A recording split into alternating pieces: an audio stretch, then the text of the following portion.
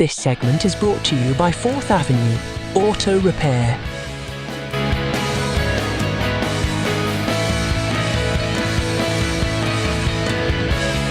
कुछ शरपसंद लोग चाह रहे हैं कि मुल्क में वो भी चीज शुरुआत हो, उसको हमें हर सूरत में रोकना है। आपकी नजर से ये भी गुजरा होगा जिस तरह एक पॉलिटिकल पार्टी ने चंद दिन पहले ये फैसला किया है कि वो IMF को एक खत लिखे जा रहे हैं। अगर मैं अपनी जाती राय दूं तो मेरे हिसाब से मैं किसी भी पॉलिटिकल को खिलाफ कोई सर्टिफिकेट देने के खिलाफ होता हूं कि कोई कहे जी कि ये वफादार है, ये गद्दार है, ये नहीं है कोई ऐसी सोच, मेरी भी नहीं, ना मेरी पार्टी की है।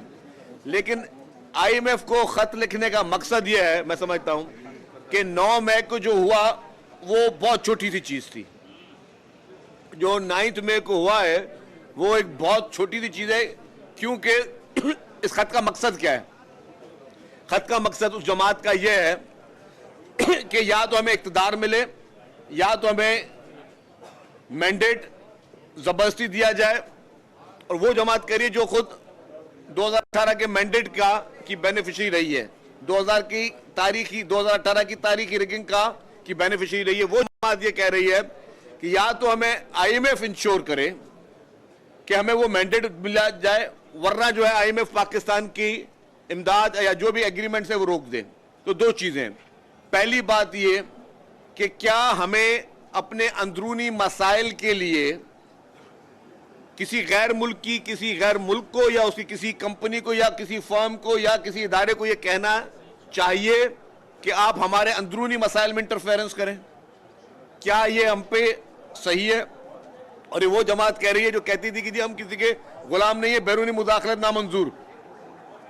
तो वही जमात आज बैरूनी मुल्कों को मिन्नतें कर रही है कि आप पाकिस्तान को, पूरी कौम को ब्लैकमेल करें कि या तो उनको मैंडेट दे दे, वरना तो जो है वो पाकिस्तान की इमदाद रोक दी जाए। दूसरी बात, सबसे छोटी बात, इलेक्शन एक बहुत छोटी सी चीज है।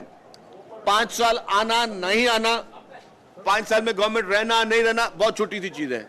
लेकिन अगर आपने IMF को लिखा, हालांकि मुझे पता है कि इसके इंशाल्लाह ताला होगा कुछ भी नहीं, लेकिन खुदा ना खास्ता अगर IMF आपकी ये बात मान लेती है, जो कि नहीं होगा, मैं फिर भी कह रहा हूं खुदा ना खास्ता, लेकिन तो उसके असरात क्या होंगे?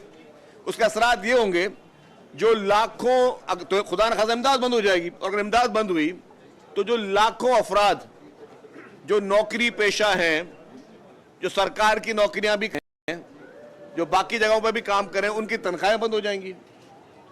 खुदा ना खास्ता वर्स्ट कम वर्स्ट पे बात करें, उनकी तनख्वाहें बंद हो तो फिर वो लाखों के बाद करोड़ों फैमिलीज वो भूख और फाकों पे गुजरेंगी, और उसमें फिर जो उनके अपने वोटर भी कुछ शामिल होंगे वो भी फाकों की जिंदगी गुजारेंगे। तो मेरा ये सवाल है कि क्या कोई पाकिस्तान का लीडर, कोई सन ऑफ द सॉइल, कोई पाकिस्तान का कोई बाशिंदा ये सोच भी रख सकता है कि सिर्फ इक्तदार की हवस के लिए, इक्तदार की कुर्सी के लिए लाखों करोड़ों लोग जो है अफराद वो बेरोजगार हो जाएं, मुल्क खुदा न खासा डिफॉल्ट करे, या मुल्क को खुदा न खासा नाकाबिल तकवीन जो है वो नुकसान पहुंचे?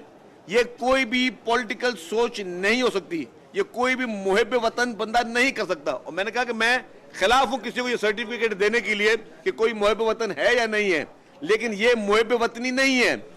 9 मई को आपने पाकिस्तान के चंद इदारों को, पाकिस्तान की सलामती के इदारों को, पाकिस्तान की इमलाक को नुकसान पहुंचाया।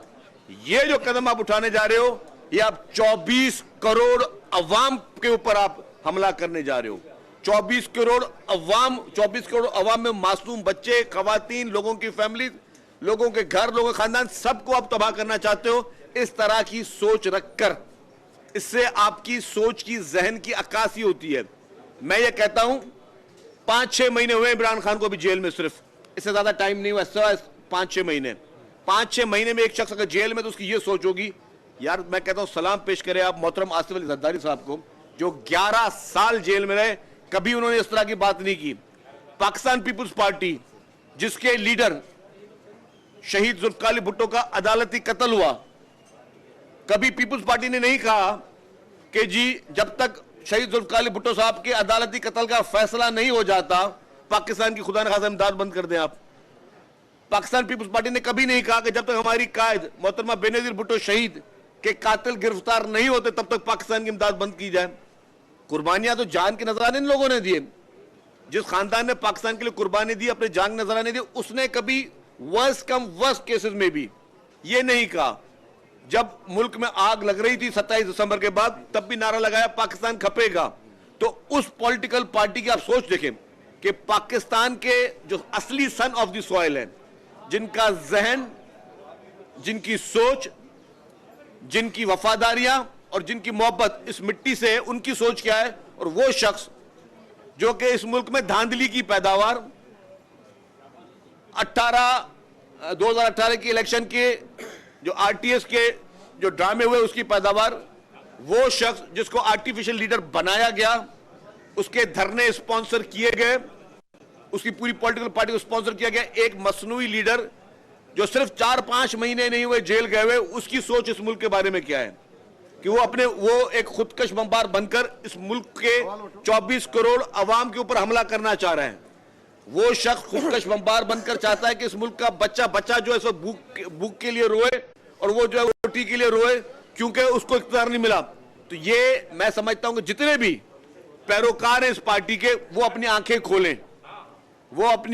खोलें और वो इस तरह की चीजों का फैसला करें कि इस मुल्क के साथ कौन क्या करने जा रहा है। जी साहब, ये बता दें कि जीडीए जमात इस्लामी और आपके और रफीक जो है पीटीआई वगैरह, तो ये आपके मैंडेट को जाली क्यों कह रहे हैं जब आप इतनी बड़ी अक्सरियत से जीते हैं? भाई, इलेक्शन सबने देखे हैं मेरे भाई।